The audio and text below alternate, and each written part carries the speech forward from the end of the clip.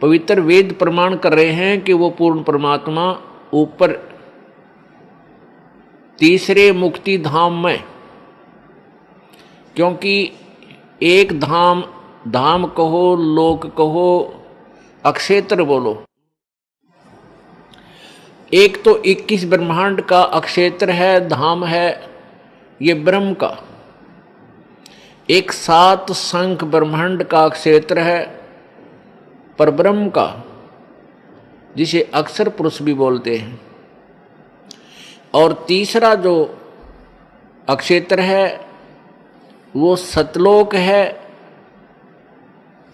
जो मुक्ति धाम है, पूर्ण मोक्ष स्थान है।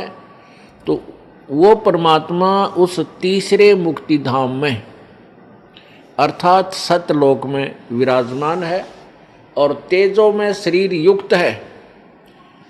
और वहां से चलकर वो परमात्मा अपनी प्यारी आत्माओं को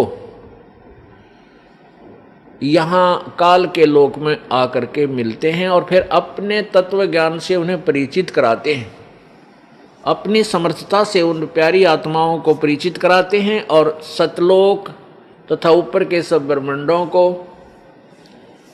दिखा करके वे अपना साक्षी बनाते हैं। उनमें से कौन कौन हैं? आदरणीय धर्मदास साहिब जी, आदरणीय मलुकदास साहिब जी, आदरणीय दादू दास साहिब जी, आदरणीय संत गरीबदास साहिब जी, हरियाणा के अंदर जो जिला झज्जर गांव छुडानी में हुए हैं वो संत गरीबदास जी, आदरणीय गरीबदास साहिब जी, आदरणीय नानक साहिब जी जो सिख धर्म के प्रवर्तक माने जाते हैं, आदरणीय गीसा दास साहिब जी जो मेरठ के पास खेखड़ा ग्राम में वहाँ उनका धाम है, स्थान है, वो भी परमात्मा के साक्षी हैं। और आदरणीय महर्षि रामानंद जी, ये भी परमात्मा, बनारस वाले, ये भी परमेश्वर के साक्षी हैं। इन्होंने परमात्मा को साक्षात देखा।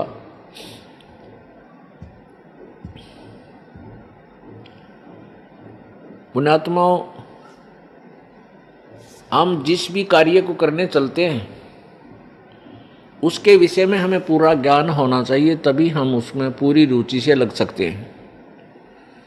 जैसे कोई बच्चा ट्रेनिंग करता है, कोर्स करता है,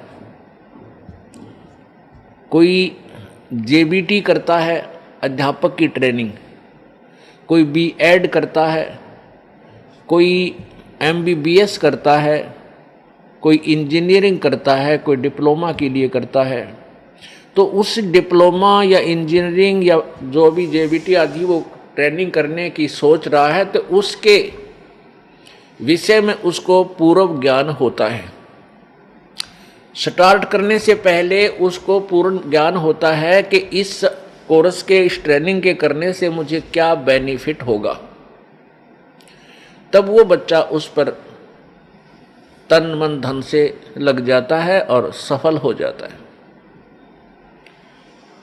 इसी प्रकार हमने अपने आध्यात्मिक कोर्स को, आध्यात्मिक ट्रेनिंग को सिलेक्ट करने से पहले ये सोचना होगा, विचार करना होगा कि जिस भक्ति क्रिया को, जिस भक्ति साधना को मैं करने जा रहा हूँ, स्टार्ट कर रहा हूँ, इससे मुझे क्या लाभ होगा।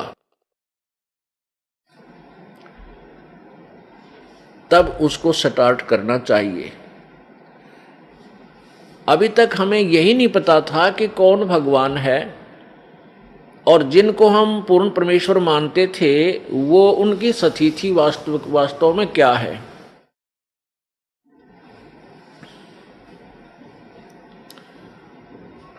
हमने रजगुण श्री ब्रह्मा जी, सतगुण श्री विष्णु जी और तमगुण श्री शिव जी को सर्वेश्वर, महेश्वर, मृत्युंजय, कालज्ञ और सर्वेश्वर, सर्व ब्रह्मांडों के रचयिता, सर्व दुख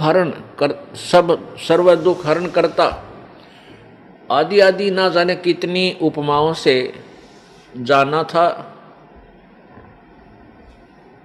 और जो हमारे धार्मिक गुरु होते थे पवित्र हिंदू धर्म के, वो ये कहा करते थे कि पुराणों के अंदर ऐसा ही लिखा है कि ये तीनों भगवान यही सर्वश्रेष्ठ रचनहार हैं, ये पूर्ण परमात्मा हैं, इनसे अतिरिक्त कोई अन्य भगवान नहीं है, कोई प्रभु नहीं है, कोई स्वामी नहीं है।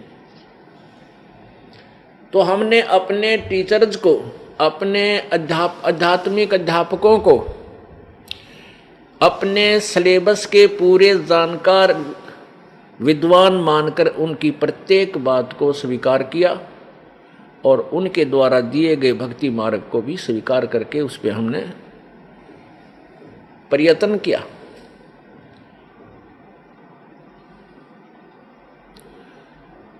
तो उसका प्रतिफल क्या रहा कि मानव समाज में गिरावट आती ही चली गई। न कोई समाज सुधार हुआ, न कोई हाहाकार मिटा, और न ही ये चोरी ठगी आदि का कोई त्रुटि कमी नहीं आई। क्यों नहीं आई? क्योंकि हम परमात्मा के गुणों में बहुत कुछ सुना करते थे। परमात्मा अंधे को आंख दे दे, परमात्मा अपाहिज को पैर दे करके पहाड़ पर चढ़ने योग्य बना दे, परमात्मा निर्धन को धनी बना दे और जो रंक को राजा बना दे, और जो राजा अभिमानी हो उसको पटक के नीचे रंक बना दे। परमात्मा हमारे संकटों का निवारण करते हैं, आई हुई आपदाओं को टाल देते हैं। इस उद्देश्य से हम परमात्मा की तलाश करने लगे। इतना ज्ञान हमें नहीं दिया गया था, फिर भी हम परमात्मा की परमात्मा की खोज इसलिए क्या करते थे कि हमारा परिवार सुखी रहे, हमारा शरीर सुखी रहे और हमें घना धन मिले। इस दृष्टिकोण से हम परमात्मा की खोज में यानी भक्ति साधना करने लगते हैं प्रारंभ में, क्योंकि हमारे ऊपर इतनी पाप कर्मों की इतनी आपदाएं सवार होती हैं कि हम पहले उन्हीं से अलग होने की ही चेष्टा करते हैं। इसलिए हम परमात्मा के पाने का जैसा भी जिसने साधन बताया हम उसको करने लग जाते हैं, जिसके प्रतिफल में हमें कोई भी लाभ नहीं हुआ। जैसे कोई निर्धन व्यक्ति है, परमात्मा से प्रार्थना करने जाता है कि मेरे ऊपर कर्जा बहुत हो गया प्रभु, यानी मुझे इस आपदा से बचाइए। अब जिस संत, क्योंकि परमात्मा की प्राप्ति का साधन, परमात्मा की खोज किसी संत के बताए अनुसार ही होती है। ऐसा हमें पता है कि कहते हैं कि गुरु बिन मोक्ष नहीं होता, ये प्रत्येक प्राणी की जुबान पे है, एक आधा नास्तिक ने छोड़ के।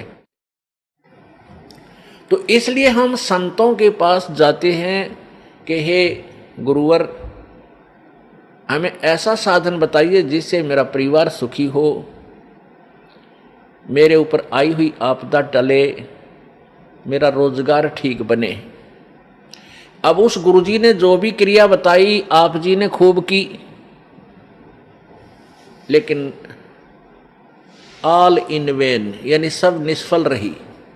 फिर वो दुखी व्यक्ति जिसके ऊपर कोई ऐसी आपदा है, यानी वित्तीय हालत खस्ता है, जिसकी धनवान नहीं है, निर्धन हो गया, गरीब है, और उधर से कई समस्याएं उसके ऊपर आ पड़ी हैं, तो वो भगवान से राहत लेने गया था, वहां तो मिली नहीं। फिर वो क्या करता है, फिर चोरी ठगी जेब काटने लग जाता है। वो सोचता है कि मैं ऐसे धनवान बन जाऊंगा, या उसकी महाभूल है। यदि चोरी करने वाला और ठगी करने वाला यदि धनवान हो तो फिर कोई भी काम ना करे, वो उसकी जेब काट ले, वो उसकी काट ले जो धनी होता है। ऐसे नहीं हो सकते, ये तो घोर पाप उसके ओर रखा जाता है। जब हम परमात्मा की पावर से, परमात्मा की के से जुड़ जाएंगे, परमात्मा की पावर हमारे अंदर आवेगी, फिर वो परमेश्वर की पावर जो है हमारे कार्यों को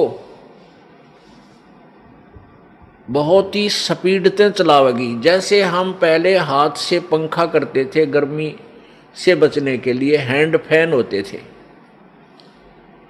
और चक्की पीसती थी हमारी माताएं बहनें, हाथों से आटा पीसती थी। और पशुओं के लिए चारा काटते थे, पहले तो ऐसे हाथों से काटा करते थे, और फिर एक चक्कर सा लगा करके उसके ऊपर फरसे लग गए, वो भी कुछ सुविधा हुई। और इस तरह हम कार्य किया करते थे। 2 घंटे चक्की पीसा करती थी माताएं, और 4 सेर 4 किलो आटा मुश्किल से पिसा करता। पसीनम पसीना, हाथा में छाले पड़ जाया करते थे। और फिर जब हमें पता चला कि ये विद्युत तैयार हुई, विद्युत की खोज हुई, ये पदार्थ तो पहले ही थे पर खोज लिया अब वैज्ञानिकों ने, या बिजली बन गई। इस बिजली से ऐसे यंत्र बना लिए कि एक बार स्विच ऑन कर दिया और चक्की अपने आप खखाट उठा देती है, और 1 घंटे में बड़ी बड़ी चक्कियां होगी, मनमाना 20-20 मन, यानी 5-5, 6-6 क्विंटल 1 घंटे में पीस डालती हैं। और घरेलू चक्कियां भी 1 घंटे में जो है लगभग 1 मन गेहूं को पीस देती है, कणक को। ऐसे ही ये पशुओं का चारा काटते थे हाथों से, अब ऐसे यंत्र बन गए, बिजली से, पावर से चलते हैं, और cut cut cut cut cut cut करके 1 घंटे में मनमाना 50 पशुओं का चारा काट के न्यारा रखते। तो पुण्यात्मा, उस पावर ने, जो हम हाथ से कार्य करते थे, उससे हम कितना करते थे, और उस बिजली की पावर ने कितना स्पीड से कर दिया उस कार्य को। इसी प्रकार जब हमें परमेश्वर की पावर मिल जाएगी, हमारे सभी रुके हुए कार्य इतनी स्पीड से और बहुत आसानी से हो जाया करेंगे। इसलिए परमात्मा की हम तलाश किया करते थे। तो हम कहाँ जाते रहे? उन संतों के पास चले गए जिनके पास ईश्वरीय पावर नहीं थी। वो संत खाली खोखा थे, ऊपर बोर्ड लगा रखा था पावर हाउस, और अंदर गाड़ रखे थे कीकर के खुट्टे लठ, और उनका तार बांध के लिख रहे थे पावर हाउस। कहने का भाव यह है कि वे स्वयं परमात्मा से कनेक्टेड नहीं थे, वो ईश्वरीय पावर से संबंधित नहीं थे, कनेक्टेड नहीं थे, और अन्य अपने उपभोक्ताओं को यानी शिष्यों को मूर्ख बनाए हुए थे कि ले जाओ नाम और तुम्हारे हो जाएंगे काम। नहीं हो सकते। अब उन भोली आत्माओं ने, शिष्यों ने अपने गुरुदेव को पावर हाउस मान के उस तक कनेक्शन ले रखे, और कोई 20 वर्ष से चिपका हुआ है, कोई 25 वर्ष से, कोई 30 वर्ष से, कोई 15 वर्ष से, कोई 5 वर्ष से, और सबकी दुर्गति हो रही है, डाउनफॉल हो रहा है उनकी हर स्थिति में। पुण्यात्माओं, परमात्मा की तलाश वही पुण्यात्मा विशेषकर करते हैं जो पूर्व जन्म में परमात्मा की भक्ति किए हुए हैं। उनके अंदर वो कसक विद्यमान रहती है, वो भगवान की भक्ति के बिना रह नहीं सकते। भले ही उनको ज्ञान नहीं है तो कोई ना कोई उन्होंने अपना कोई सहारा अपनाया है, कोई व्रत रखता है, कोई जय गणेश देवा जी की आरती गा के संतुष्ट है, कोई ओम जय जगदीश हरे स्वामी जय जगदीश हरे,